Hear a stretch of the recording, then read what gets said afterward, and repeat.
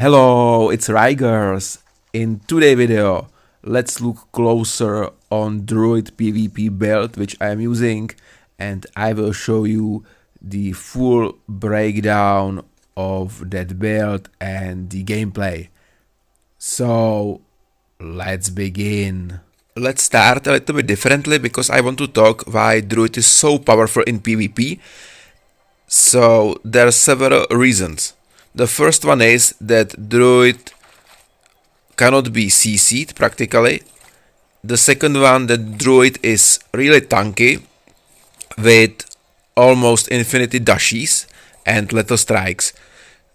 If we look closer on Druid toolkit, we have these three skills which we will press, then swap to werewolf form. We have increased speed in werewolf form and we can dash 1, 2, 3, 4, 5, 6, 7, 8, 9, 10. It's crazy. And then we can swap back and fulfill our bar with energy and then swap back to werewolf, and here we go, we can go again.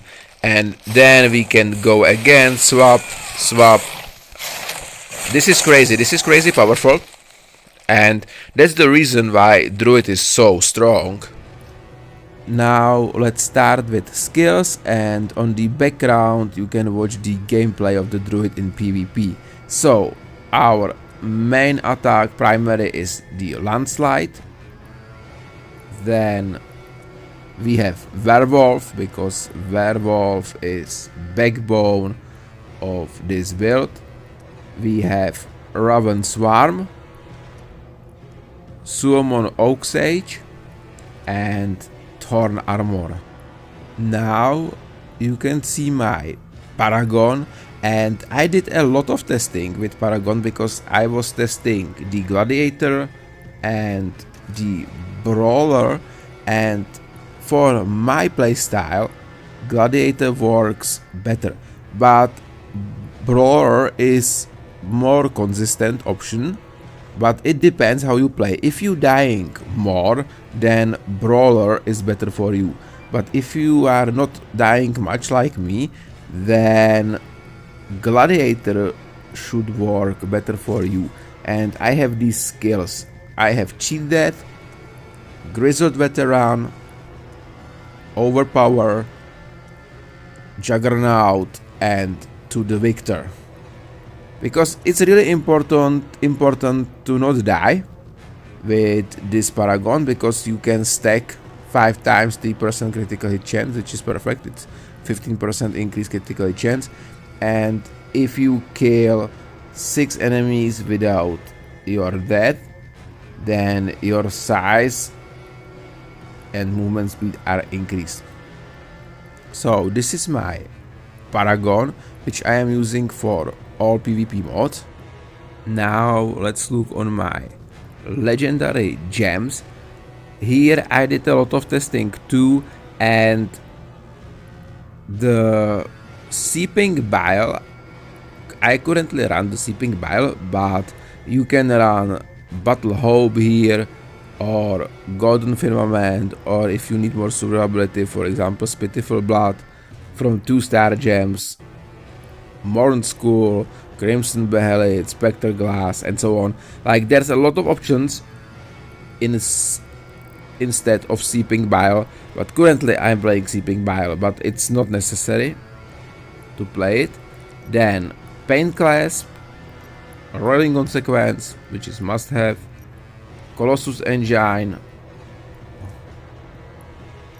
the Wolf Heart, Bloodsoul Jade, another no-brainer, Blood Flow, another one, and I am running the Battle Guard because I want to play Druid more tanky, because I don't want to die for the paragon, as we talked before. So I have level 8 Battle Guard, which decrease all damage by 20%. It's strived, of course. It's only from 3 yards, but with Druid you should be able to fight on close range with most of the enemies, so it works quite well. My cursed properties are 3-piece tortured and 5-piece netload, but of course you can run 6-piece netload, 2-piece tortured or 4-piece tortured, 4-piece netload, doesn't matter much. And let's look on the sets, because I am running 4-piece mount bank and 4-piece Vitus. But there's more options. You can run 4-piece mount bank, 2-piece Vitus, 2-piece gloom, or you can run 2-piece mount bank, 2-piece gloom, 4-piece Vitus,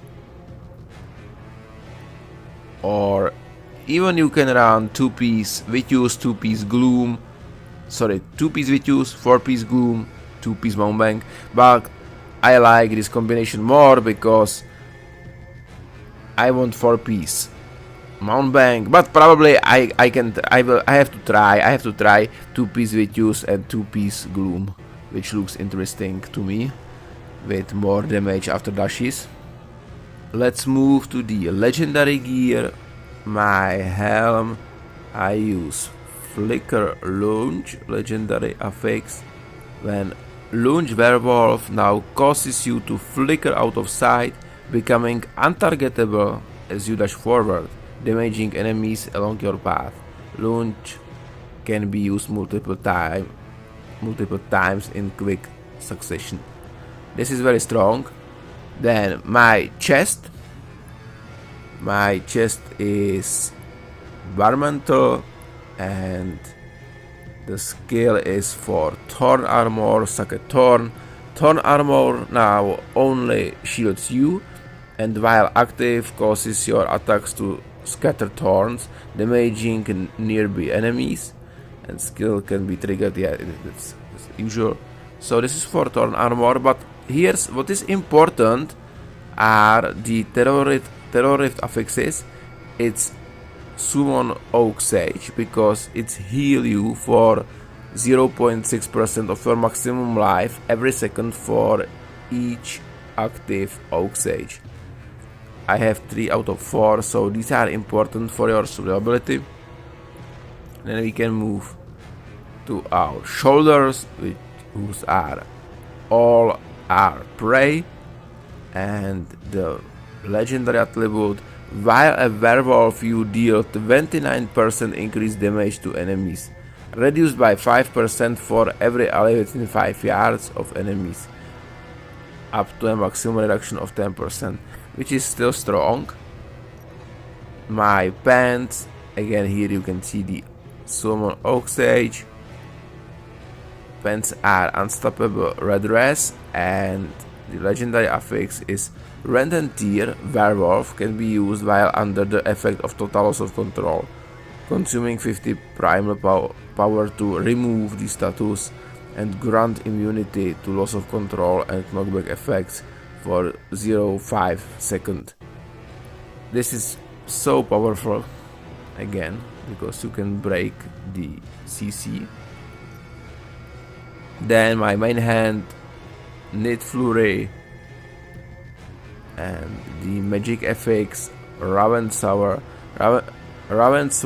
now empowers you, causing your primary attacks and skills to conjure ravens that automatically attack enemies who are blinded when ravens hit them multiple times. My second offhand is Staff of Druids, and the magic affix is Landslide also increases your primary attack speed by 13% for 5 seconds when it hits an enemy, stacking up to 3 times.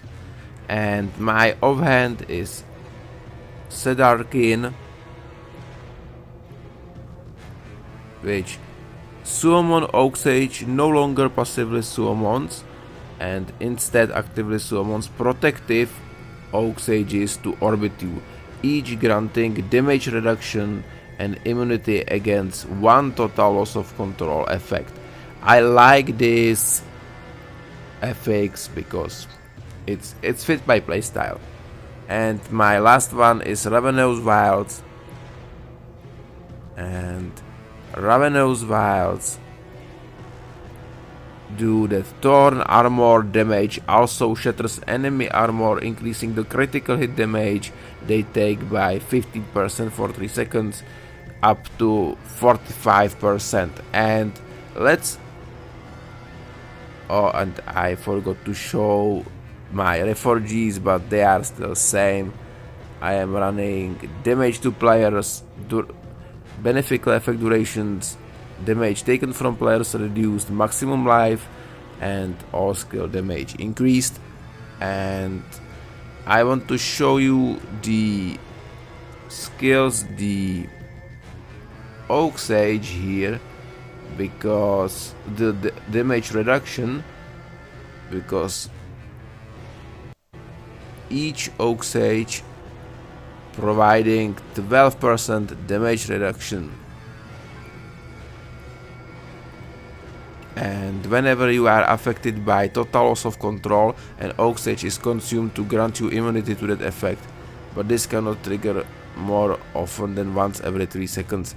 So that's one of these reasons why Druid is almost not possible to CC it.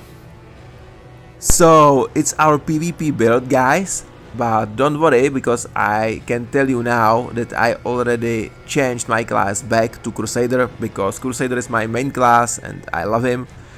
But man, Crusader in PvP in high reso bracket is horrible now, really horrible. And for me, the best thing would be if I could play Crusader for PvE, because for PvE Crusader is S tier class and amazing, and for PvP play Druid. Because most of the time in high reso games, because I played with Crusader with my full resonance, I am facing, or my counterpart is high resonance Druid with 10,000 resonance, and for Crusader it's almost impossible to kill him.